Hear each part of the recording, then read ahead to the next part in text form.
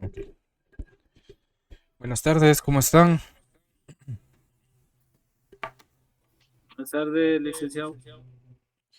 ¿Qué tal? ¿Cómo les va? Ya me contaron cómo les fue en sus vacaciones. ¿Lograron descansar algo ustedes?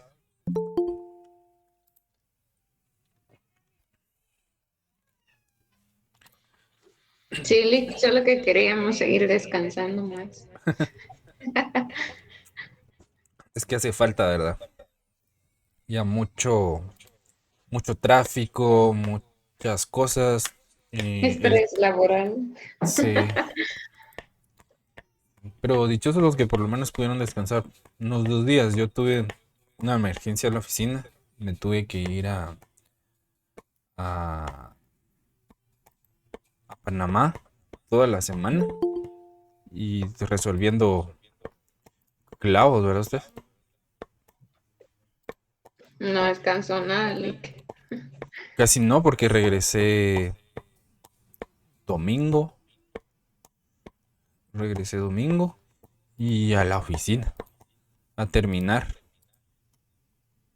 Lo bueno es que no había mucho tráfico en esos días, entonces. Sí, al menos eso bajó un poquito esta semana. Bueno, ¿se recuerdan en dónde nos quedamos? Recuerdo que estábamos viendo los tipos de cambio nuevamente, ¿verdad?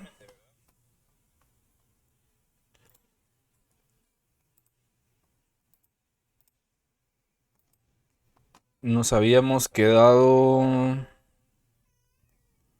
en el tipo de cambio histórico.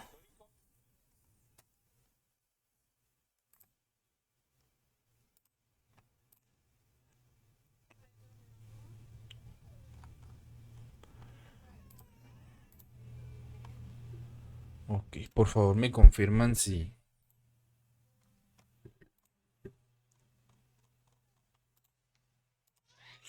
lo pueden ver en pantalla completa. Sí se ve, licenciado. Ok, bueno. Como habíamos venido trabajando el tema de los tipos de cambio, esto es como una especie de repaso de los tipos de cambio. Acá en consolidación o en matrices y subsidiarias no hay perdón, temas recíprocos. Disculpen ustedes, estoy un poquito afectada de la garganta.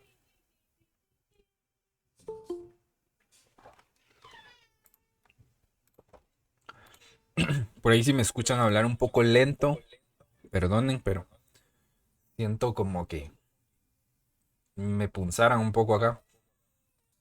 No he parado de hablar desde...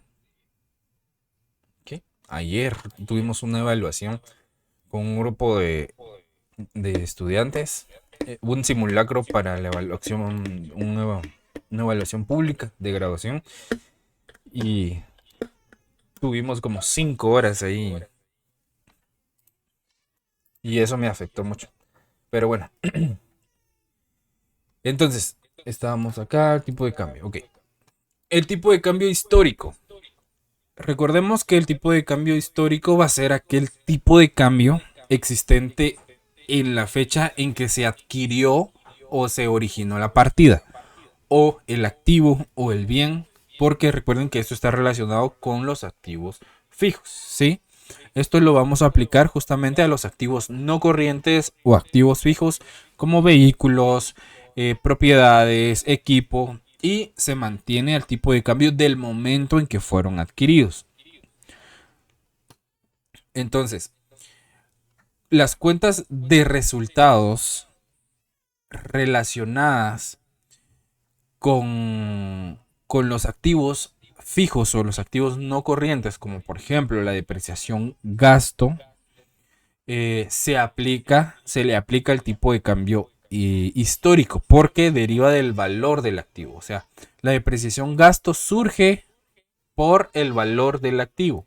¿Sí? No es una cuenta, es una cuenta de resultados porque se clasifica como un gasto, pero no es un gasto en sí, no sé si me explico, sino que es una cuenta que se origina por medio de una cuenta de activo. Por esa razón se le aplica el mismo tipo de cambio. Y también a las cuentas regularizadoras o reguladoras del activo fijo, como lo son las depreciaciones acumuladas o las amortizaciones también, tanto gasto como acumuladas, también se les aplica el tipo de cambio histórico. ¿Sí? ¿Cuál es la base técnica del tipo de cambio? Según la NIC 21, las partidas no monetarias medidas al costo histórico se mantienen al tipo de cambio de la fecha de la transacción o el día en que se llevaron a cabo, ¿verdad? Entonces, por eso es que en los ejercicios les aparece tipo de cambio de 2016, porque posiblemente ese activo se compró en esa fecha y se registró a un tipo de cambio en específico.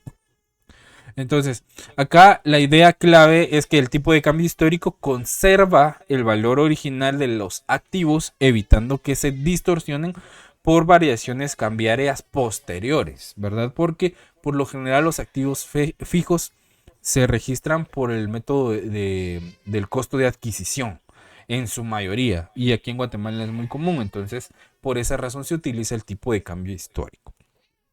Luego tenemos el tipo de cambio promedio, que se aplica a todas las cuentas de resultados. Pero primero recordemos qué es el tipo de cambio promedio. Recordemos que el tipo de cambio promedio es el valor medio del tipo de cambio durante un periodo contable. Puede ser mensual, trimestral o anual. En nuestro caso es anual por los ejercicios que trabajamos. Y este se calcula tomando en cuenta las variaciones del tipo de cambio a lo largo del tiempo, con el objetivo de representar de forma más realista las operaciones que no ocurren en una sola fecha. ¿Sí? ¿Por qué se utiliza?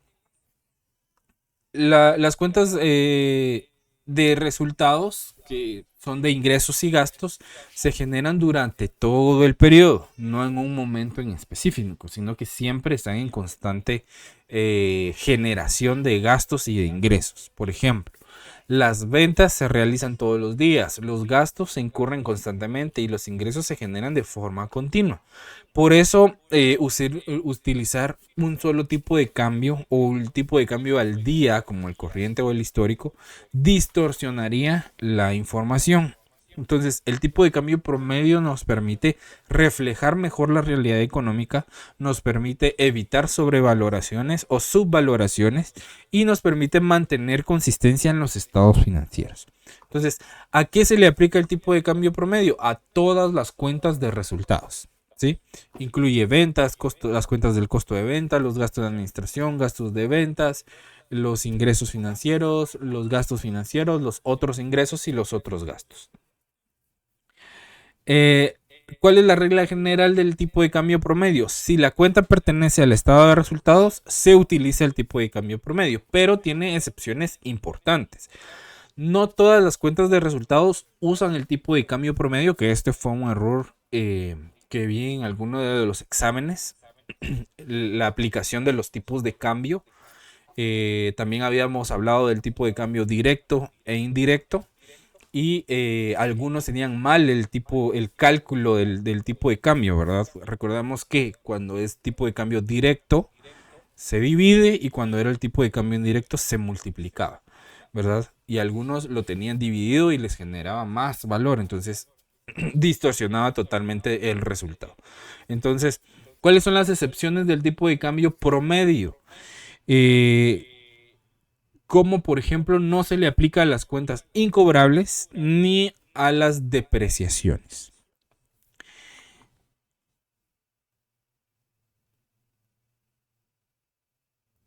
Perdón, pensé que alguien estaba escribiendo. Ok.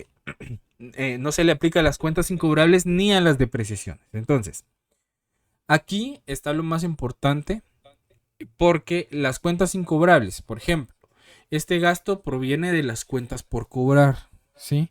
Las cuentas por cobrar son un activo corriente.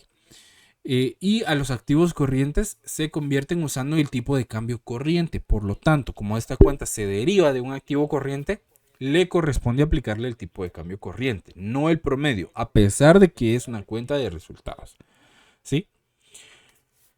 Por lo tanto, el el gasto de cuentas incobrables debe usar el mismo tipo de cambio que el activo que está relacionado a esta cuenta, como lo son cuentas por cobrar, documentos por cobrar, documentos descontados, etc. Entonces acá la idea es que esencial es que se mantiene la consistencia contable entre el activo y su gasto asociado, como también son los activos fijos con sus depreciaciones, por ejemplo, ¿verdad? Porque las depreciaciones también son una cuenta que va en el estado de resultados, las depreciaciones gasto, pero no se les aplica el tipo de cambio promedio, sino que en el caso de las depreciaciones, como están relacionadas con el activo fijo, se les aplica el tipo de cambio histórico. Entonces, por lo tanto, la depreciación también debe calcularse a ese tipo de cambio. Y aquí lo fundamental es que el gasto siempre debe conservar el mismo tipo de cambio del activo que le dio origen. Sí, acá la lógica general es muy importante porque el tipo de cambio no se elige al azar. ¿Sí? No se adivina, sino que tiene sus criterios específicos para poder aplicarlos. ¿Sí? Se determina según si la cuenta es de resultados, se aplica el tipo de cambio promedio. Pero si la cuenta de resultados depende de un activo, se usa el tipo de cambio del activo. ¿Me explico? ¿Estamos claros acá?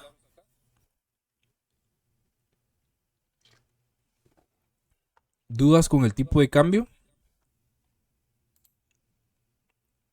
¿Seguros? Ok. Consideraciones importantes en la conversión.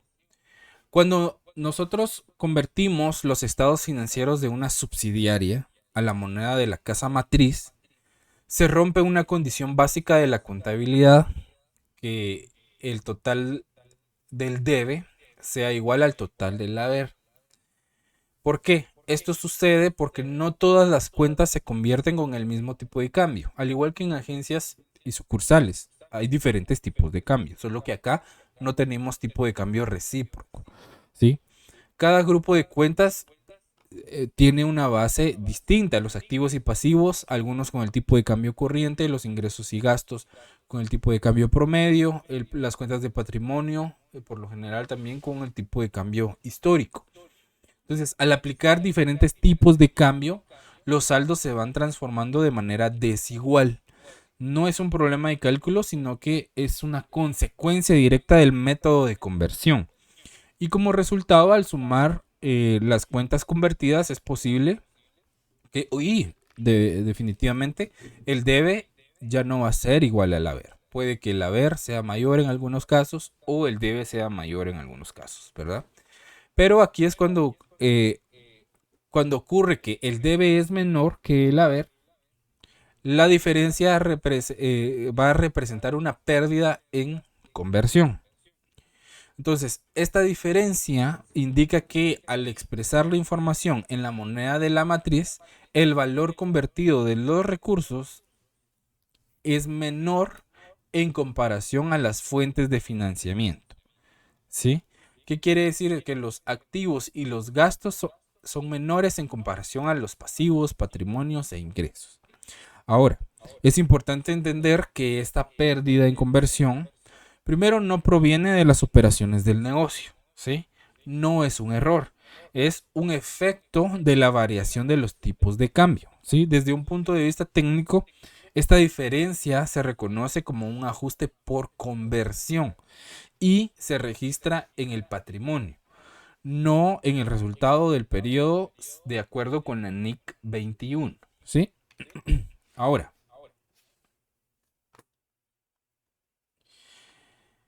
cuando después de convertir los estados financieros, el total del debe resulta mayor que el haber, la diferencia se reconoce como una ganancia en conversión. Aquí es el caso contrario, ¿sí? Cuando el debe es menor al haber, es una pérdida. Y cuando el debe es mayor al haber, va a ser una ganancia en conversión. O sea, se revierten los papeles a como lo veníamos manejando en agencias y sucursales, ¿sí? Para entender esto correctamente, no hay que verlo solo como un ajuste matemático, sino como un efecto del comportamiento del tipo de cambio sobre los valores contables, Durante el periodo, los distintos tipos de cambio aplicados hacen que ciertas cuentas aumenten más que otras, ¿sí? Al momento de su conversión. Y en este caso, los elementos que se registran en el debe, principalmente activos y gastos, terminan teniendo un mayor valor relativo en la moneda de la matriz. Y esto puede suceder, por ejemplo, cuando el tipo de cambio de cierre es más alto en comparación con el histórico o el promedio, por ejemplo, provocando que los activos que se están convirtiendo reflejen un mayor valor. Como consecuencia, el lado del debe crece más que el haber. Y la diferencia resultante no implica que la empresa haya generado una utilidad, ¿sí? Porque esto no es una utilidad en sí. Sino que más bien refleja que al expresar los estados financieros en otra moneda, el valor económico de los recursos se ha incrementado en términos relativos.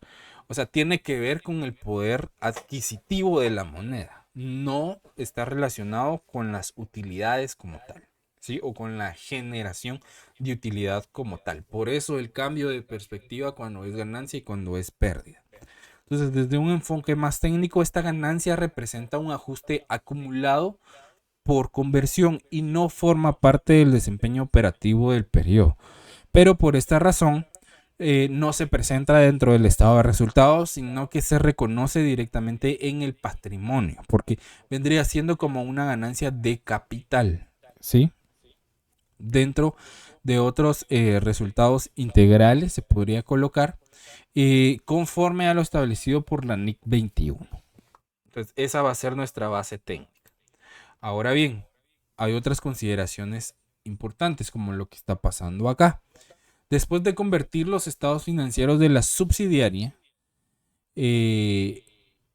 por ejemplo, digamos que se detectó una diferencia positiva, o sea, una ganancia en conversión. Esa diferencia no se mezcla directamente con el capital ni con las reservas legales, sino que se presenta por separado, aunque forma parte del patrimonio. Ustedes pueden ver acá una representación de la sección del patrimonio donde tenemos el capital y la reserva legal, que suman 150, y tenemos la ganancia o pérdida en conversión, que está totalmente separada, no está en conjunto. Entonces, ¿por qué? Porque acá también hay un papel importante. Si hay ganancia en conversión, suma, y si hay pérdida en conversión, resta al patrimonio, ¿verdad? Porque estaríamos diciendo que tenemos una pérdida o una ganancia de capital. ¿Estamos claros acá? ¿Van conmigo? Entonces, ¿cómo se interpreta contablemente o por qué se presenta separado? Porque esa ganancia, en este caso, tiene una naturaleza distinta. Primero, es un ajuste por conversión, ¿sí? No es un resultado del periodo. Y permite identificar claramente el efecto cambiario. Por eso se coloca como una ganancia o pérdida en conversión dentro del patrimonio, pero en una línea independiente, para poder también tener controlado ese rubro. Entonces acá la regla es bastante clara. Ganancia en conversión suma al patrimonio. Pérdida en conversión resta al patrimonio. ¿Van conmigo? ¿Vamos claros hasta acá? Es muy importante acá que nos pongan, que pongan atención a esto. ¿Sí? ¿Alguien había hablado? Yo tengo una duda. ¿Sí? ¿Por qué donde dice reserva 150, donde dice gran o pérdida en conversión, donde dice 10? Es un ejemplo. Ajá, acá no de determinados valores, sino que esos valores los puse acá solo para representar la sección del patrimonio. Sí, no es que los hayamos calculado de algún lado, ¿sí? Solo es a forma de representarla, cómo se presenta o cómo se colocaría en la sección del patrimonio del estado de situación financiera, únicamente para efectos del ejemplo. ¿Sí? Ya cuando nosotros entremos a la parte práctica, ahí nosotros ya vamos a determinar nuestra propia ganancia y pérdida en conversión. ¿Sí? Pero donde dice capital, donde decía en suma y resta, o sea, que se le multiplica y que se resta, se suma. No, la ganancia va a venir a sumar al patrimonio, ¿sí? Cuando hay una Lo que da ganancia, capital. Ajá. dígame. La suma de lo que es el capital y la reserva, ¿no? Ajá. De eso, la resta o la suma.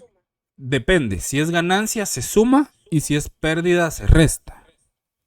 Pero para saber si es ganancia o es pérdida, el mismo problema lo indica ahí. No, eso lo determinamos nosotros con las diapositivas anteriores, con los criterios que se dieron anteriormente. Por ejemplo, si en la ¿Y cómo hoja de lo...? conversión, Ajá. que es de lo primero que se hace, la columna del debe es menor a la del haber, tenemos una pérdida en conversión. O sea que tiene que ser la del haber, tiene que Sí, ser sí, mayor. exactamente. Para que sea una ganancia. Acá está. Si el debe es mayor a la del haber, es una ganancia en conversión. Y en el caso Ah, contrario, es una pérdida. de, ¿Sí? ¿Estamos claros ahí? de- sí. Ok. Entonces, acá están los criterios para poder determinar. ¿Por qué acá les puse los criterios para determinar pérdida o ganancia? Porque cambia el enfoque a cómo se trabajó en agencias y sucursales. Si el haber era mayor, eh, perdón, eh, cambia el enfoque porque acá no son empresas que pertenezcan al mismo propietario, por decirlo de alguna manera, sino que aquí son dos empresas totalmente independientes que van a unificar sus contabilidades. Entonces, por esa razón, la ganancia o pérdida de conversión tiene otro enfoque y se representa de otra forma en los estados financieros y se trabaja de otra manera. Porque las agencias y sucursales, recordemos que es como una extensión de la misma empresa. En cambio, las matrices y subsidiarias no. Ahí estamos hablando de inversión en acciones en otra empresa que se puede dedicar a otra cosa totalmente diferente a la que yo me dedico.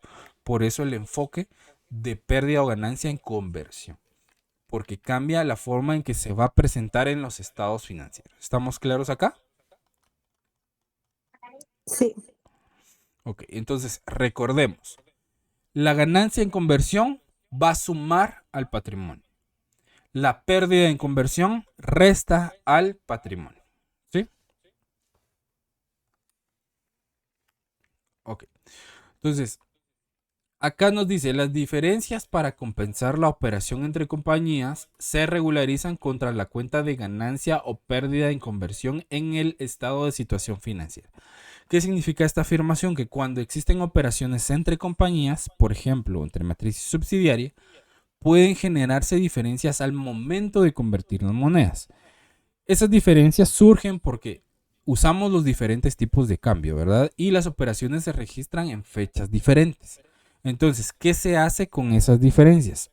No se dejan sueltas ni afectan directamente los resultados, sino que se ajustan o se regularizan contra la cuenta de ganancia o pérdidas en conversión. ¿Por qué se hace esto? Porque esas diferencias primero no son ingresos reales, no son gastos operativos, sino que son efectos del tipo de cambio. Entonces, contablemente se agrupan en una sola cuenta, primero para mantener la consistencia, para evitar distorsionar los resultados y para reflejar correctamente el efecto cambiario en los estados financieros con base en las normas internacionales de contabilidad. Ahora, en la aplicación práctica, si al eliminar, por ejemplo, operaciones entre compañías, como cuentas por cobrar o cuentas por pagar internas, queda una diferencia. Si esa diferencia es positiva, tenemos una ganancia en conversión. Si esa diferencia es negativa, tenemos una pérdida en conversión. Y se presenta en el estado de situación financiera dentro del patrimonio. Entonces, en otras palabras, cuando las empresas del mismo grupo no cuadran por el tipo de cambio, esa variación o esa diferencia no va a ser un error ni una ganancia real, sino que se ajusta en la cuenta de ganancias o pérdidas en conversión, ¿sí? Por el tema de las variaciones de los tipos de cambio. ¿Alguna duda hasta el momento de la parte teórica? Ahorita puede ser algo confuso, pero ya cuando entremos a la parte práctica, ahí es donde vamos a ver realmente el manejo del tipo de cambio. No varía mucho la conversión con relación a agencias y sucursales. Lo que debemos siempre cuidar es el tema si usamos tipo de cambio directo o indirecto, ¿verdad? Y convertir, hacer la operación adecuadamente. Cuando es directo, divido. Cuando es indirecto, multiplico. ¿Estamos claros acá? ¿Alguna duda hasta el momento? No. Ok. Ahora vamos a entrar ya directamente a la teoría de matrices y subsidiarias. Acá un punto clave que les tengo que recalcar es que es la conversión. ¿Sí? ¿Por qué? Porque no cambia la realidad, la conversión no cambia la realidad económica de la empresa. Solo cambia la forma de expresar los valores, porque los vamos a pasar ya sea de quetzales a dólares o de dólares a quetzales, o, ¿verdad? Puede ser en cualquier moneda.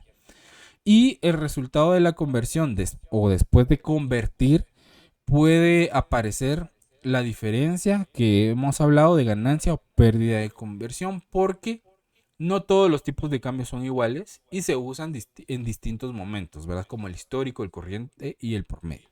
Entonces, la ubicación en los estados financieros o esa ganancia o pérdida, recordemos que la vamos a presentar en el estado de situación financiera entre el pasivo y el patrimonio en una forma separada o dentro del patrimonio en una línea independiente a las cuentas de capital, reserva, impuestos y demás. Entonces, la matriz necesita ver todo en su moneda, por eso convierte los datos de la subsidiaria y usa diferentes tipos de cambio donde se genera esta llamada ganancia o pérdida en conversión. Ahora, ¿por qué existe una relación de matriz y subsidiaria? ¿O por qué matriz y subsidiaria? La relación entre una matriz y una subsidiaria surge cuando una empresa adquiere una participación accionaria suficiente en otra sociedad que le permite ejercer control sobre ella. Acá el elemento clave es el control, porque no basta con tener acciones, ¿sí? Sino que la relación se establece cuando la empresa inversionista tiene un interés dominante, es decir, la capacidad de dirigir las decisiones de otra entidad. Esto ocurre normalmente cuando compramos o poseemos más del 50% de las acciones con derecho a voto o acciones comunes de otra empresa, ¿sí? Entonces aquí, como les digo, hablamos de empresas totalmente diferentes. Ya, por ejemplo, digamos, ustedes son una empresa, yo soy una empresa. Entonces yo les digo, miren, yo les compro el 80% de sus acciones. Entonces, para mí, esto es una inversión en acciones y para ustedes eso va a ser un aporte de capital, ¿verdad? Porque yo me voy a volver accionista de su empresa.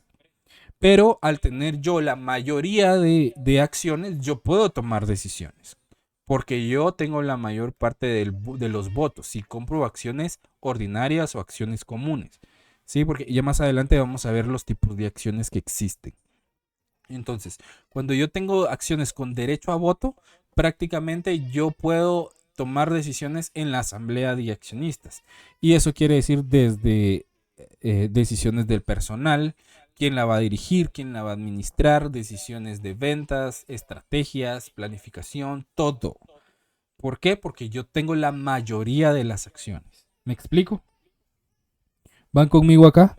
Entonces aquí no es que nos dedicamos a lo mismo, no. Yo vi una empresa, me interesó, está generando, es rentable el negocio, entonces bueno, yo hago un negocio con ustedes y les digo, ok, yo quiero comprar el 80% de sus acciones, ¿verdad? Y convertirme en accionista mayoritario, pero yo voy a tener poder de decisión en la asamblea de accionistas por tener la mayoría de acciones.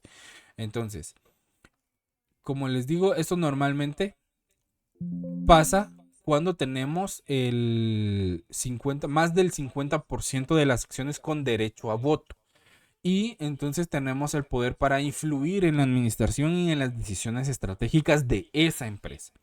Entonces, ¿qué implica ese control? La empresa matriz puede definir políticas financieras, podemos determinar las operaciones del negocio, podemos designar o remover a la administración. Entonces, en ese momento la empresa controlada y pasa a ser una subsidiaria, porque también aparte de matriz y subsidiaria se conoce como controladora y controlada, que la controladora viene a ser la matriz y la controlada viene a ser la subsidiaria. Entonces, el enfoque contable aquí, ¿cuál es? Desde el punto de vista contable, esta relación es relevante porque la matriz no ve a la subsidiaria como una inversión cualquiera cuando hace ese tipo de adquisición, sino que la considera parte de un grupo económico. Incluso hay empresas que se dedican solo a comprar acciones de las empresas y a consolidar las utilidades que van obteniendo o los beneficios que van obteniendo de cada una de ellas, ¿verdad? Son empresas puramente de inversión, ¿verdad? Que su giro del negocio es invertir, comprar acciones de otras compañías que les generen utilidades. Entonces, por ello surge la necesidad de presentar información financiera del grupo como una sola entidad y realizar procesos como la conversión, si hay moneda extranjera, para elaborar estados financieros consolidados. ¿Sí? Aquí ya no hay combinación porque no seríamos la misma empresa, sino que hay consolidación de estados financieros. ¿Estamos claros acá?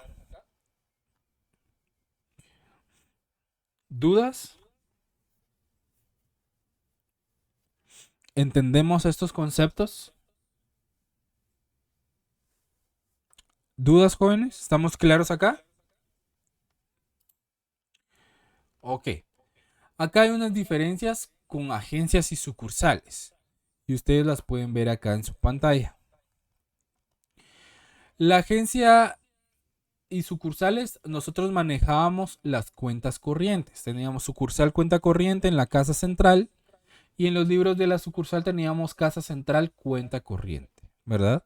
Acá en la sucursal cuenta corriente sería como una cuenta por cobrar y en la sucursal sería como una cuenta por pagar. Acá en matrices y subsidiarias eso ya no existe porque no hay cuentas recíprocas. ¿Por qué? Porque no somos la misma empresa como tal, sino que yo tengo acciones, ¿ya? Entonces yo obtengo utilidades o los beneficios, también yo consigo beneficios por parte de esas empresas, de las que yo poseo acciones. Entonces, en la matriz a nosotros nos va a aparecer como inversión en acciones de compañía tal, ¿verdad? Y en la subsidiaria va a aparecer como capital en acciones, ¿sí? O sea, nosotros vamos a ser socios de esa empresa. ¿Me explico? ¿Me doy a entender? ¿Estamos acá? ¿Van conmigo? Entonces ya no va a existir una reciprocidad en las cuentas, sino que va a ser una inversión que yo estoy haciendo, ¿verdad? Entonces para mí, en mi contabilidad de mi empresa, va a ser una inversión en acciones en la empresa X o Y, y en esa empresa va a aparecer como capital en acciones, ¿verdad? El 80% para el socio Gustavo, el 80%, ¿verdad? Y va a aparecer reflejada la cantidad de capital que yo di a cambio de esas acciones. ¿Estamos claros ahí? ¿Entendemos la diferencia entre agencias y sucursales y matrices y subsidiarias? Aquí las dos empresas son independientes, ¿sí? Yo y casi no la entendí. ¿Qué parte? Donde dice por qué de un lado, del lado derecho, donde dice sucursal, cuenta corriente, en los libros están a un lado y del otro lado están al otro lado. Ah, ya. Recordemos que estas son transacciones entre empresas, ¿sí?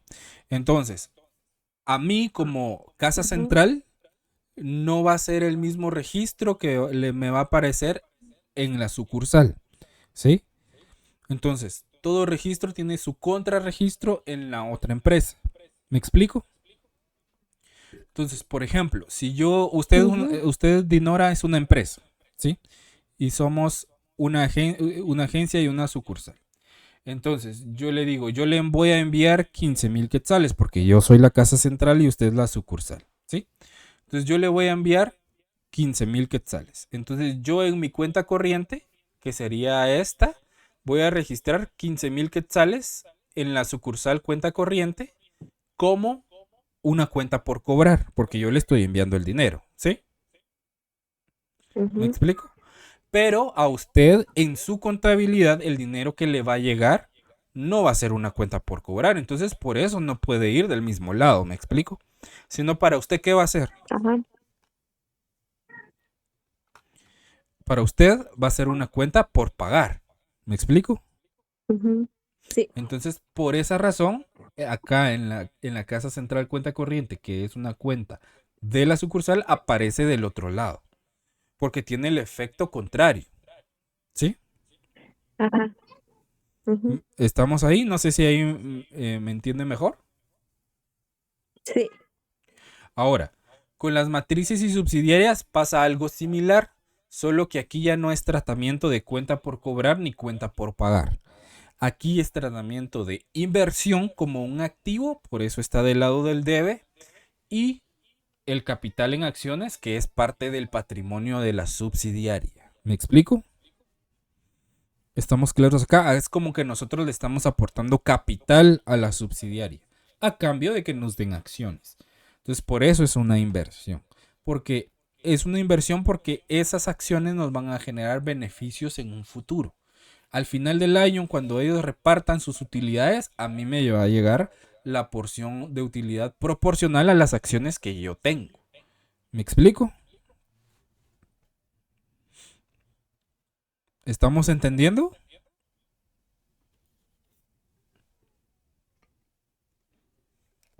¿Sí? Si no, pregunten, por favor, porque eso sí necesito que quede claro. Ok. Ok. Entonces, aquí hay algunas definiciones que son las que debemos de considerar cuando trabajamos matrices y subsidiarias. Primero, casa matriz. Empresa principal que controla una o varias empresas subsidiarias. Yo puedo tener 100 inversiones o puedo tener solo una. ¿Sí? Aquí depende de la capacidad económica que yo tenga para comprar acciones. Entonces, básicamente la casa matriz es la empresa que ejerce el control económico y financiero sobre una o más compañías, ¿sí? Porque eso permite dirigir sus decisiones estratégicas, sus decisiones operativas y sus decisiones administrativas. Entonces, este control, perdón, generalmente se obtiene mediante la posesión de acciones o la compra de acciones, pero no depende únicamente del porcentaje, sino que de la capacidad real de tomar decisiones dentro de la otra entidad. Entonces, el control aquí se puede manifestar cuando la empresa tiene la mayoría de derechos de voto, que por ejemplo puede ser a partir del 51%. Cuando tiene la facultad de nombrar o remover a la administración por la cantidad de acciones que posee y puede establecer acuerdos que le otorgan una influencia dominante dentro de la empresa. Entonces, desde el punto de vista contable, la casa matriz tiene una responsabilidad fundamental, que es la de presentar la información financiera del grupo como una sola entidad económica. Y eso implica la elaboración de estados financieros consolidados en los cuales se van a integrar los datos de la subsidiaria. Para lograr eso, la casa matriz debe de realizar procesos técnicos importantes como lo es la conversión de estados financieros cuando existen monedas distintas o de otros países, la eliminación de cuentas y transacciones entre compañías. Aquí no es eliminación de cuentas recíprocas, sino que es eliminación de cuentas y transacciones entre compañías. Aquí entra algo que acá no lo vamos a ver, pero afuera se llama algo que se llama precios de transferencia, que algunas empresas lo presentan. No sé si han escuchado que la SAT habla a veces de ese tema, pero acá en la consolidación sí se puede dar el tema de precios de transferencia. Ahora, también se puede dar el tema del reconocimiento de ajustes derivados de la consolidación. Además, la casa matriz cumple con un rol estratégico dentro del grupo empresarial porque no necesariamente ejecuta todas las operaciones, pero sí define el rumbo general del negocio decide inversiones, decide la expansión, decide la estructura financiera, ¿sí? Por ejemplo, para que me puedan comprender mejor, si una empresa adquiere el 70% de otra en acciones, no solo va a obtener participación, sino que también la capacidad de decidir sobre su administración. Entonces, en ese momento se convierte en una casa matriz. Yo no puedo hacer una casa matriz si solo tengo el 50% para abajo. El 15, el 10, el 20, el 30, hasta el 50% yo no puedo hacer una casa matriz. ¿Por qué? Porque no tendría la mayoría de acciones. Yo tendría que tener por lo menos el 51% para ser mayoría. ¿Me explico? Les puedo poner un ejemplo aquí en Guatemala. Por ejemplo, ¿ustedes conocen Corporación Multiinversiones? La empresa que es dueña de Toledo, Pollo Rey, Pastas Ina, de Campero, etcétera. ¿Conocen esa empresa? Licenciado CMI, ¿verdad? ¿Correcto? Sí. Ok. Ese es un grupo empresarial que básicamente se trabaja como matrices y subsidiarias. CMI, que es Corporación Multiinversiones, es una empresa que se dedica a invertir dinero y que es dueña de la mayoría de acciones de todas estas empresas, porque es de la misma familia, ¿verdad? Pero, ¿cómo hicieron este conglomerado empresarial o este grupo empresarial? Ellos establecieron empresas totalmente diferentes, independientes una de la otra, todas como sociedades anónimas. Y sabemos, en Contabilidad 2, ustedes lo vieron, que las sociedades anónimas se manejan a través de acciones, ¿correcto? ¿Van conmigo acá? Sí. Sí. Entonces, pusieron varias empresas, varias sociedades anónimas, ¿ya? ¿Y qué hizo Corporación Multiinversiones? Ok, estas empresas ya están establecidas, están funcionando, generan utilidad. Entonces, para cuidar nuestro patrimonio, vamos a crear una empresa que compre a las otras empresas o que le compre acciones a las otras empresas. Entonces, Corporación Multiinversiones es la dueña del 100% de cada una de estas empresas, no del 80%, no del 20%, sino que del 100%. Entonces, Corporación Multiinversiones puede decidir sobre Molinos Modernos, puede decidir sobre Pastas Ina, puede decidir sobre Campero, puede decidir sobre Toledo, sobre Pollo Rey, todo. La administración, las estrategias, los productos, todo. ¿Me explico? No sé si ahí me van comprendiendo mejor. Entonces, eso es matrices y subsidiarias. Aquí, ¿cuál sería la matriz? Corporación Multiinversiones. Y tiene varias subsidiarias. ¿Me explico? Porque ellos son dueños del 100% de las acciones de cada una de estas empresas. ¿Me explico? ¿Sí? Y ustedes pueden ver que todas se dedican a un rubro diferente. No se dedican a lo mismo. Una vende pollos y productos derivados del pollo, otra es un restaurante de pollo, ¿verdad? Y ahí pueden ver que hay transacciones entre compañías. Por ejemplo, Campero, yo tuve la oportunidad de ver la contabilidad de ese grupo de restaurantes, o de un grupo de restaurantes, porque se manejan por grupos, en los cuales ellos le compraban, por ejemplo, jamón, salchichas y demás a Toledo, porque es de la misma empresa, ¿sí? Le compraban productos a Molinos Modernos, pan, etc. Le compran el pollo a Pollo Rey y así, ¿verdad? Entonces ellos son sus mismos proveedores y ahí se generan las transacciones entre compañías, que ahí no son cuentas recíprocas, porque cada empresa es independiente, cada empresa tiene su propio capital, cada empresa tiene sus propios activos, sus propios recursos, sus propios pasivos. Entonces ellos deciden, ¿verdad? Pero para que toda la ganancia quede dentro del mismo grupo de empresas, porque al final esto se va a juntar en Corporación Multiinversiones, es la que presenta los estados financieros consolidados, ¿me explico?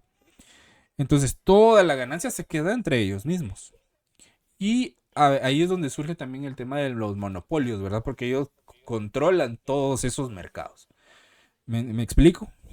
No sé si ahí me van comprendiendo mejor el tema de matrices y subsidiarias. ¿sí? Entonces, no se dedican a lo mismo. Corporación Multiinversiones se dedica a invertir dinero. Campero es un restaurante. Pollo Rey, productos derivados del pollo.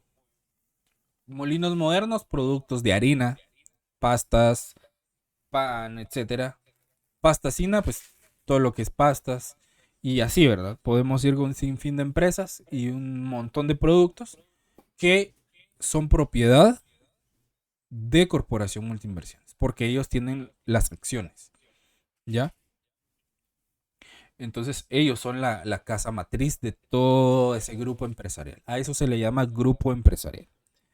Entonces, cuando ya entendemos el concepto de qué es una casa matriz, pasamos a lo que es una subsidiaria, que es esa empresa controlada por una casa matriz que opera de forma independiente. Entonces, la subsidiaria es una empresa que está bajo el control de la casa matriz, pero que mantiene su independencia legal, contable y operativa. ¿Sí? Eso significa que puede realizar sus actividades económicas de forma individual, tener su propia administración y responder por sus propias obligaciones. Entonces, desde el punto de vista legal, la subsidiaria es una entidad totalmente separada, con sus propios derechos, sus propias responsabilidades. Sin embargo, desde el punto de vista económico, forma a ser parte de un grupo empresarial, como lo es el ejemplo que les di. ¿Me explico? Por lo que sus resultados sí van a afectar directamente a la matriz. Por ejemplo, si Pollo Campero empezara a dar pérdidas, la gente ya no lo compra y empezara a dar pérdidas, eso va a afectar a Corporación Multiinversiones. ¿Por qué? Porque las ganancias que le generan esos restaurantes son significativas, ¿verdad? ¿Quién no ha comido Pollo Campero? Extranjero que viene, le ofrecen Pollo Campero. ¿Me explico? Entonces, hay un consumo constante. Todos los días tienen clientes, todos los días tienen ventas, facturan. ¿Ya? Si eso dejara de pasar y empezaran a tener pérdidas, afecta a la casa matriz. Porque ellos tienen un porcentaje grande de sus acciones. ¿Me explico? Entonces, como accionistas compartimos las ganancias, pero también compartimos las pérdidas. ¿Me explico? ¿Van conmigo acá? ¿Vamos comprendiendo?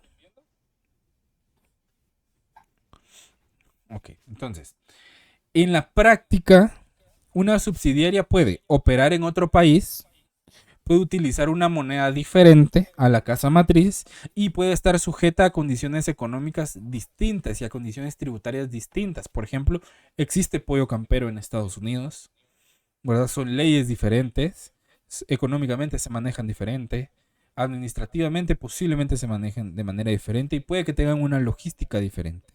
Puede que tengan otros proveedores, etc.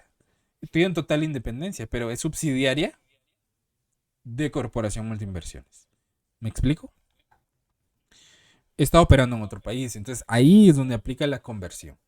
Entonces, por esa razón, antes de integrar su información a la matriz, es necesario realizar el proceso como la conversión de los estados financieros de las subsidiarias a la moneda de la casa matriz, aplicando distintos tipos de cambio, como ya los vimos, ¿verdad? Según su naturaleza de las cuentas. Entonces, otro aspecto clave es que pueden existir múltiples transacciones entre la matriz y la subsidiaria, como la venta de mercancías, préstamos, remesas de dinero, ¿no? ¿Qué es lo que les expliqué? Prácticamente Corporación Multiinversiones, todas las empresas que ellos tienen, ellos prácticamente crearon todo su ecosistema. Uno es proveedor del otro y así, ¿verdad? Todo queda en ese grupo empresarial. ¿Me explico? Por eso es que esos grupos empresariales se vuelven muy poderosos porque toda la utilidad se queda ahí mismo, ¿verdad? Con el mismo grupo. ¿Me explico? Entonces, esas operaciones van a generar cuentas intercompañía o intercompany, como les llaman algunos, que al momento de consolidar se deben eliminar, ¿sí? Ya que no representan relaciones con terceros, sino movimientos internos del grupo. Y ahí es donde entran los precios de transferencia, donde se deben de detallar las transacciones entre compañías. Ahora, las acciones comunes. Cuando hablamos de acciones comunes, o también se les puede llamar acciones ordinarias, que son mayormente conocidas como acciones ordinarias, son las acciones comunes representan la forma básica de participación en el capital de una empresa y otorgan al titular de la acción la condición de socio, ¿sí? Si yo tengo una acción, yo ya soy socio, ¿verdad? Pero eso no significa que yo tenga la mayoría o tenga poder de decisión. Una acción es un voto, ¿me explico? Entonces, esas acciones son fundamentales porque están directamente relacionadas con el control de la empresa. Porque las acciones ordinarias son las únicas que dan derecho a participación y voto en la asamblea de accionistas. Ojo con eso. Las acciones ordinarias o comunes son las únicas que tienen derecho a voto y de participación en la asamblea de accionistas. Entonces, quien posee acciones ordinarias o comunes tiene derechos importantes, como participar en la toma de decisiones mediante el voto y elegir a los administradores de la empresa. También aprobar decisiones relevantes dentro de la empresa, políticas, procesos, logística, estrategias, etc. ¿Sí?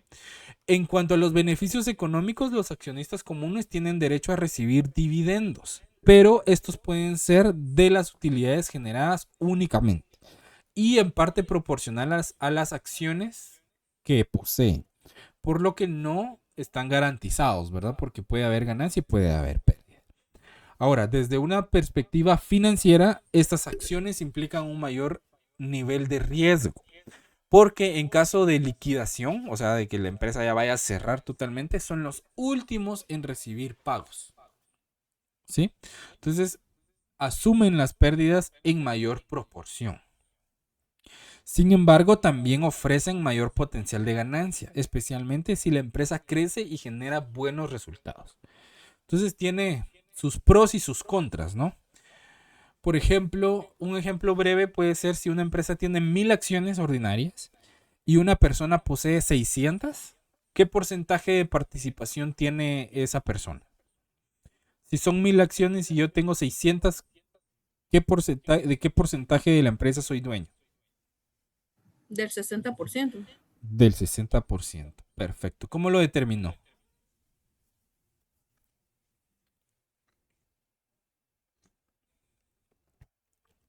¿Cómo determinamos el porcentaje?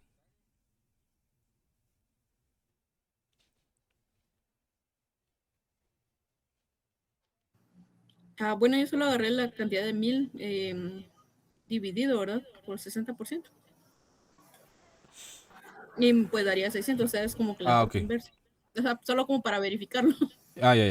Entonces, si lo queremos determinar de una manera directa, porque ahí lo hizo de forma indirecta, vamos a tomar la cantidad de acciones que poseemos, que en este caso serían los 600, y los vamos a dividir en el 100% de las acciones, que son 1000. Entonces, vamos a tomar 600 dividido 1000, nos da 6. 600 dividido 1000 por 100, para tener porcentaje que ahí sería el 60%. ¿Sí? Es otra, digamos que es la forma directa de determinar el porcentaje. ¿Estamos claros acá? Entonces ahí seríamos dueños del 60%. Tendremos un 60% de participación. Es decir, que mi voto va a determinar si se toma una decisión o no. Porque tengo más del 50%. Soy mayoría. ¿Me explico? Aunque el 40% restante vote en contra, yo digo que sí, se hace. ¿Me explico? ¿Por qué? Porque tengo la mayoría de acciones. ¿Estamos claros acá? ¿Vamos comprendiendo? Entonces, a nosotros eso nos permite controlar las decisiones de la empresa en todo sentido. Ahora, las acciones preferentes. Las acciones preferentes son instrumentos financieros que ofrecen ciertas ventajas sobre las acciones comunes, principalmente en el ámbito económico. Los accionistas preferentes tienen prioridad en el pago de dividendos, son los primeros que reciben los dividendos, y la recuperación de su inversión en caso de liquidación de la empresa. A diferencia de los ordinarios, que son los últimos que reciben, ¿verdad? Porque tienen mayor responsabilidad. En muchos casos, estos dividendos pueden ser fijos o incluso pueden ser acumulativos. lo que significa que si no pagan en un periodo, se acumulan para ser pagados posteriormente. Sin embargo, esa ventaja implica una limitación importante, que los accionistas preferentes generalmente no tienen derecho a voto o su participación en las decisiones es muy limitada. Entonces, por lo general, las acciones preferentes se negocian. ¿Qué beneficios, qué responsabilidades van a tener? En las acciones preferentes, por lo general, en la mayoría de casos, no tienen derecho a voto. Únicamente participan en la asamblea de accionistas por ser accionistas. Pero sí tienen un porcentaje de preferencia. Cuando ustedes trabajaron contabilidad de sociedades, me imagino que vieron el tema de acciones preferentes, ¿verdad? Y hay acciones preferentes que aparecen como acciones preferentes al 10% o acciones preferentes al 5%. Y ese es el porcentaje de utilidad al que tienen derecho, ¿verdad? Entonces, a veces las acciones preferentes son mucho más caras porque pueden generar mejores beneficios sin tener mucha responsabilidad, pero son acciones limitadas, porque no podemos tomar decisiones sobre la empresa. ¿Me explico? No sé si ustedes en contabilidad 2 vieron el tema de las acciones, pues contabilidad de sociedades. Entonces ya debe ser un tema bastante familiar, ¿verdad? Ok, entonces, estas acciones preferentes pueden tener características adicionales, como ser convertibles en acciones comunes, o sea, dentro de la cláusula de compra de las acciones preferentes, yo puedo negociar, bueno, en que en el momento que yo decía, por las acciones preferentes que yo tengo, yo quiero X cantidad de acciones ordinarias, ¿verdad? Y o participar parcialmente en las utilidades adicionales, ¿verdad? Porque la acción preferente, ese 10% me limita a que solo ese 10% de la utilidad me corresponde.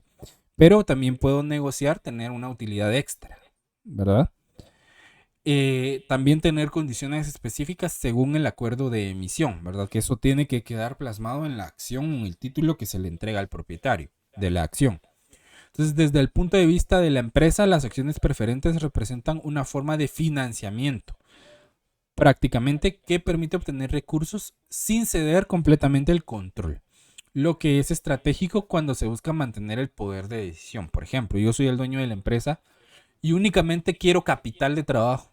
No quiero que alguien más se venga a involucrar en la administración, ni en las decisiones estratégicas, ni nada de eso, ni el derecho a voto, ni nada. Entonces, emito acciones preferentes, las vendo con ciertas condiciones y las limitaciones correspondientes y obtengo el capital de trabajo. ¿Me explico? Entonces son una fuente de financiamiento prácticamente. Y lo que me corresponde a mí es seguir trabajando para poder generar las utilidades que les debo de dar o que se pactaron en su momento. Entonces, ahora, todos estos conceptos están directamente relacionados y permiten comprender cómo funcionan los grupos empresariales en la práctica. Una empresa o una casa matriz adquiere participación en otra mediante la compra de acciones. Ahí estamos claros, ¿verdad? Entonces, dependiendo del tipo de acciones y del porcentaje adquirido, puede obtener el control total o parcial. Y cuando existe control, la empresa pasa a ser subsidiaria. ¿Sí? Ahora, a partir de ese momento, la matriz reconoce una inversión. La subsidiaria reconoce capital. Y se genera una relación económica financiera directa, ¿sí? Posteriormente, surgen procesos contables más complejos, como lo es la conversión de los estados financieros cuando hay moneda extranjera, la eliminación de operaciones internas o entre compañías o intercompany y la determinación de ajustes como la ganancia o pérdida en conversión. Entonces, un grupo empresarial no debe entenderse como una persona, como empresas separadas, sino como una unidad económica integrada donde la matriz dirige, la subsidiaria ejecuta y los accionistas determinan el control y los beneficios. ¿Estamos claros acá? ¿Vamos comprendiendo mejor el tema de matrices y subsidiarias? ¿Sí? Los demás, ¿qué dicen los demás? Por favor, Si tienen alguna duda, pueden preguntar.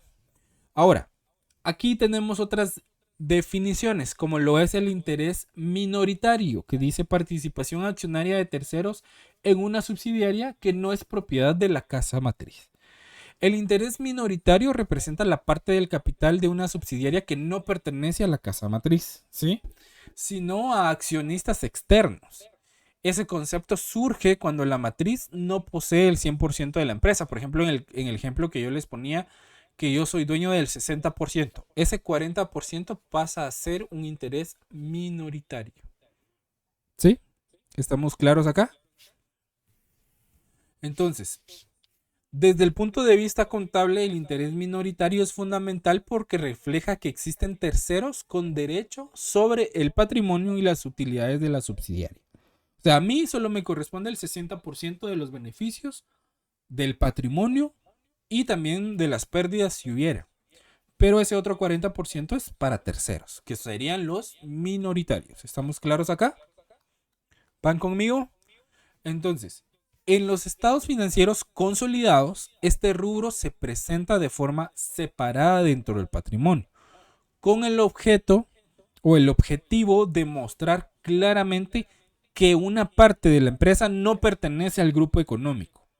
¿Sí? O sea, ese 40% no es mío, pero lo contemplo en mis estados consolidados. ¿Estamos claros acá? Esto implica que la matriz controla la subsidiaria, pero no es propietaria del total de sus resultados. ¿Sí? Por lo que se debe de reconocer la participación de terceros. Por ejemplo, si la casa matriz posee el 80% de una subsidiaria, el 20% restante corresponde al interés minoritario o a los accionistas minoritarios. ¿Sí? Ahora, el interés mayoritario corresponde a la participación que posee la casa matriz en la subsidiaria y que le permite ejercer control sobre ella. ¿Sí? Entonces, al yo tener el 60%, soy accionista mayoritario. Tengo un interés mayoritario. ¿Sí? Y este control generalmente se obtiene al poseer más del 50% de las acciones con derecho a voto. O sea, tienen que ser acciones comunes o acciones ordinarias, no preferentes. Yo puedo tener 50% de acciones preferentes, pero yo no controlo la empresa. ¿Por qué? Porque eso solo me da ciertos beneficios y no tengo derecho a voto. ¿Me explico? Las acciones que me dan el control son las acciones comunes o las acciones ordinarias. ¿Estamos claros acá? Entonces, yo debo de poseer el 50% de las acciones con derecho a voto, aunque también puede derivarse de acuerdos o condiciones que me otorguen una influencia dominante, ¿verdad? O sea, yo tengo el 50% de las acciones comprado, pero los otros accionistas forman el otro 50%. Si hay una decisión y yo digo no, no se toma porque hay mitad y mitad, ¿verdad? Ahora, si dentro de la asamblea de accionistas se establece un acuerdo en que yo tengo el 50%, pero mi voto es decisivo, entonces, aunque yo tenga el 50%, yo puedo decir sí o no. ¿Ya? Pero es un acuerdo entre accionistas. Entonces, el interés implica que la matriz tiene la capacidad de tomar decisiones estratégicas en la subsidiaria, de definir políticas financieras y operativas y de integrar la información de la subsidiaria en sus estados financieros. Entonces, desde el punto de vista contable, el interés mayoritario representa la porción del patrimonio y de los resultados que pertenecen a la matriz dentro del grupo empresarial. Entonces, por ejemplo, si una empresa posee el 75% de otra, ese porcentaje constituye el interés mayoritario. ¿Estamos claros acá? ¿Van conmigo? Ahora vamos con el porcentaje de participación. El porcentaje de participación es la proporción del capital accionario de una empresa que una empresa, posee en otra. Y es principal criterio para determinar el nivel de relación entre ambas. Entonces, este porcentaje permite identificar distintos niveles de influencia. lo cual es clave porque para el tratamiento contable y la toma de decisiones financieras en términos prácticos permite diferenciar situaciones como la participación baja, que es una inversión sin control, ¿verdad? Que puede ser un accionista minoritario, ¿me explico? O una participación intermedia, que puede tener una influencia significativa a través del consenso y el acuerdo con los accionistas. O la participación alta, que es el control. Ahí hay una relación matriz subsidiaria. ¿Me explico? ¿Van conmigo, jóvenes? ¿Van comprendiendo? Por favor, si tienen dudas, pregunten. ¿Sí? Entonces, además, este porcentaje es fundamental porque determina si se deben consolidar estados financieros, cómo se distribuyen las utilidades y cómo se calcula el interés minoritario. Entonces, también permite establecer que parte de los resultados pertenecen a la matriz y que parte corresponde a los accionistas externos o minoritarios. Entonces, por ejemplo, si una empresa posee el 60% de otra, tiene el control. Si posee el 30%, solo tiene una influencia significativa por el tipo de porcentaje que tiene. Entonces, acá la idea clave es que el porcentaje de participación es el punto de partida para poder entender toda la relación. A partir de ese porcentaje se define quién controla, quién participa y cómo se distribuyen los beneficios dentro del grupo empresarial, ¿sí? Entonces, en consecuencia, el interés mayoritario representa la parte de la matriz y el interés minoritario representa la participación de inversionistas terceros, ¿sí?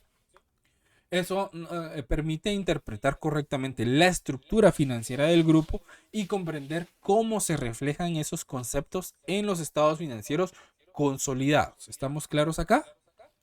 ¿Alguna duda acerca de estos 6 conceptos que vimos? ¿Cuántos son? 4, 7 conceptos. ¿Dudas?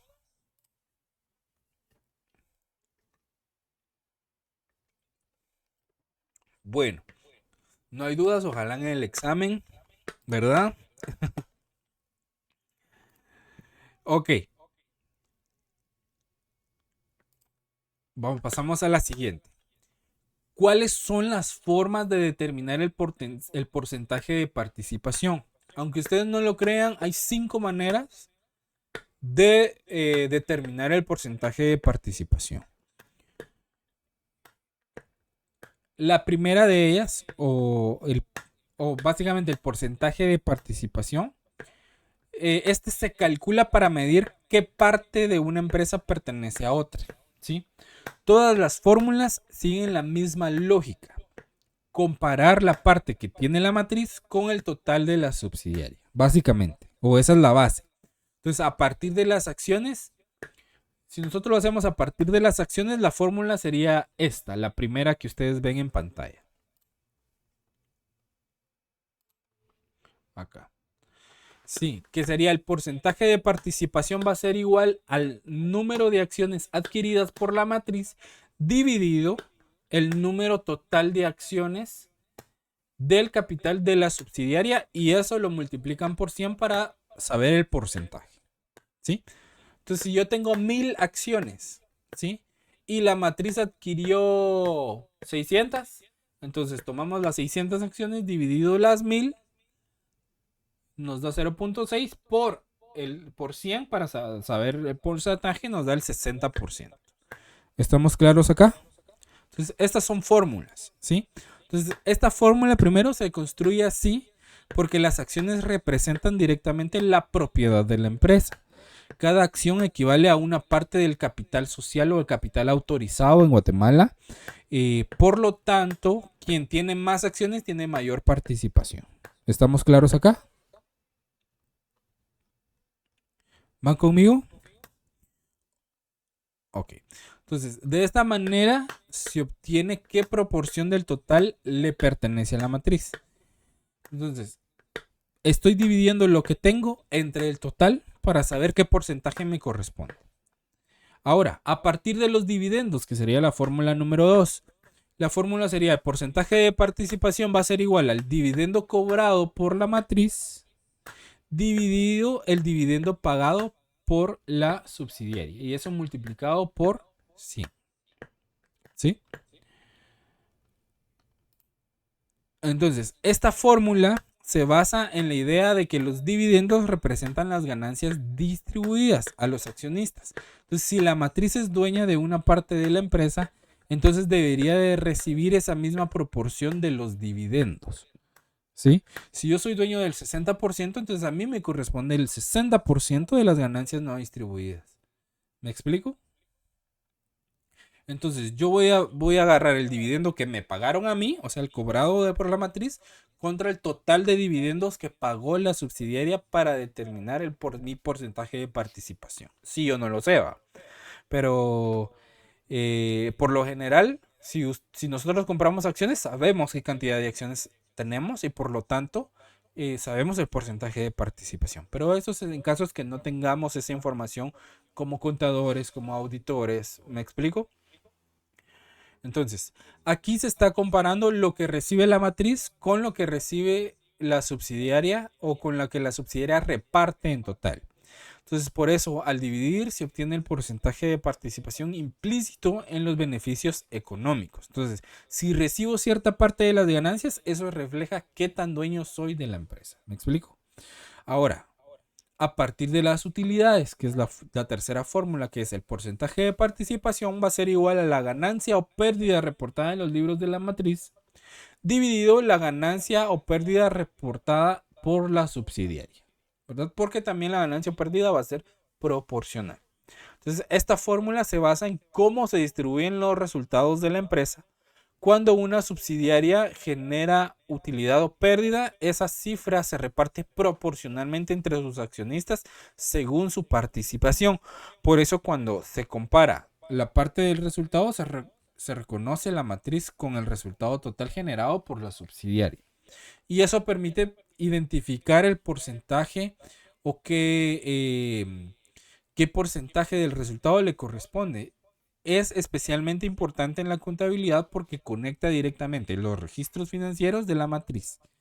¿Sí? Entonces, la utilidad se reparte según la participación. Entonces, si sé cuánto me toca, puedo saber qué porcentaje tengo. ¿Me explico?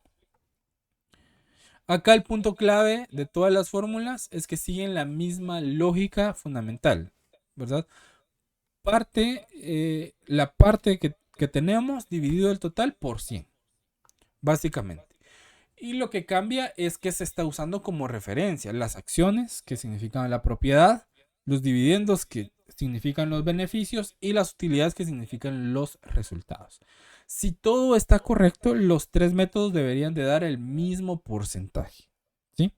Si no coinciden, pueden indicar errores, diferencias en distribución o situaciones especiales que pueden ser hasta fraude.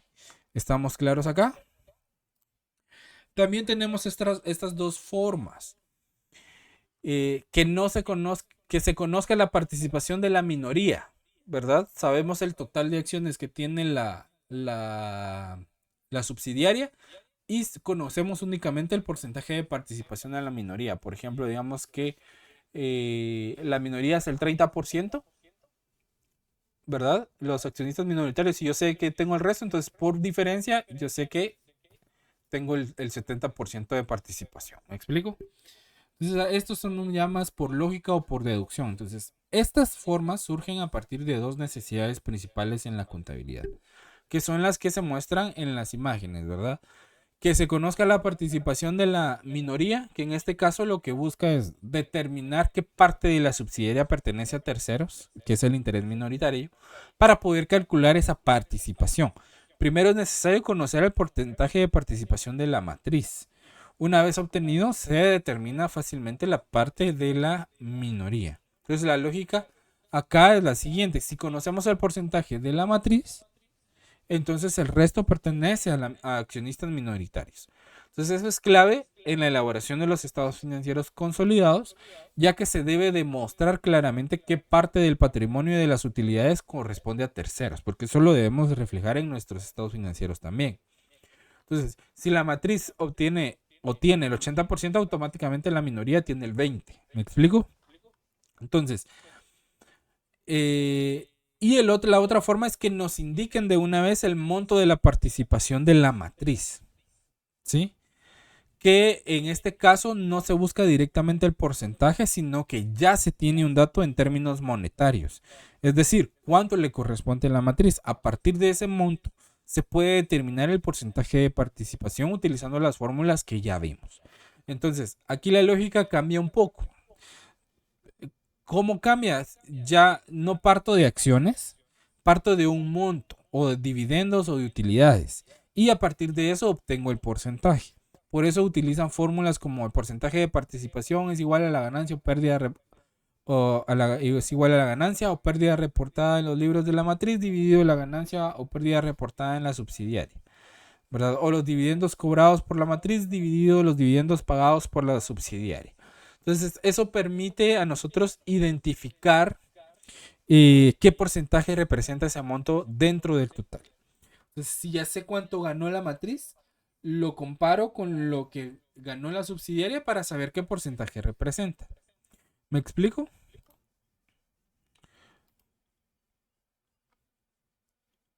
Ok, bueno, aquí todavía nos faltan algunas. Por temas de tiempo lo vamos a dejar acá y en la próxima clase vamos a ir un poco más rápido. Espero ya estar un poco más recuperado de la garganta. Y vamos a entrar a la parte práctica. Entonces, pongan atención en la plataforma. Les voy a publicar el enunciado que vamos a estar trabajando y les voy a subir ahí de una vez el formato de Excel que vamos a estar utilizando para la resolución del ejercicio en clase. ¿Sí? Esto por temas de tiempo, para que vayan junto conmigo en la resolución. Pero lo ideal sería es que ustedes vayan creando su propio formato, ¿verdad? Porque de esa manera considero yo que se les queda mejor o que retienen mejor la información. Entonces, de igual manera se los voy a compartir. Si ustedes lo quieren utilizar, perfecto. Si no, pues ustedes pueden crear sus propios formatos o después lo pueden pasar a sus propios formatos, ¿verdad? Para repasar. Adicionalmente, les voy a colocar algunos ejercicios de tarea para la determinación de los porcentajes de participación utilizando las fórmulas que ya vimos. Ejercicios simples para que ustedes puedan utilizar la fórmula, ¿verdad? Y se vayan familiarizando con los conceptos, el número de acciones, el número total de acciones de la matriz de la subsidiaria, los dividendos cobrados, los dividendos pagados, ganancia, pérdida de conversión de la matriz o de la subsidiaria. ¿Me explico? Para que nos vayamos familiarizando poco a poco con esos conceptos y ya cuando lleguemos a la parte práctica de la consolidación como tal, pues no nos dificulte tanto todo el proceso. ¿Sí? ¿Alguien habló? ¿No?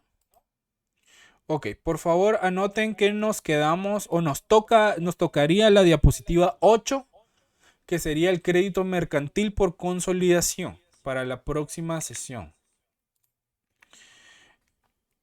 Entonces, estas diapositivas yo recuerdo que ya se las había mandado en PDF. Se las voy a volver a mandar porque le hice el cambio a una diapositiva en cuanto al contenido. Entonces se las voy a volver a mandar, pero las fórmulas siguen siendo las mismas, ¿sí? Entonces estén pendientes. Esa tarea va a quedar para el próximo domingo. Entonces van a tener hasta las 23 horas del domingo. ¿Qué fecha es el otro domingo? Del domingo 19 para entregar esos ejercicios, ¿sí? Entonces se van a dar cuenta que no son mayor cosa esos ejercicios, son varios enunciados, pero como ustedes ya tienen las fórmulas ahí, solo es ir identificando los datos de la fórmula para poder calcular. Entonces, a los que puedan, por favor, activar su cámara para la captura de pantalla de la asistencia del día de hoy. Y no sé si tienen alguna duda para aprovechar el momento y poder resolverla.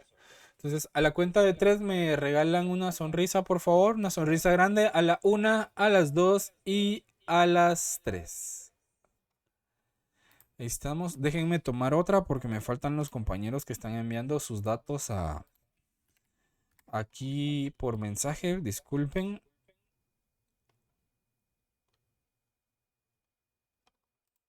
Estamos 1, 2 y 3. Voy a tomar una más.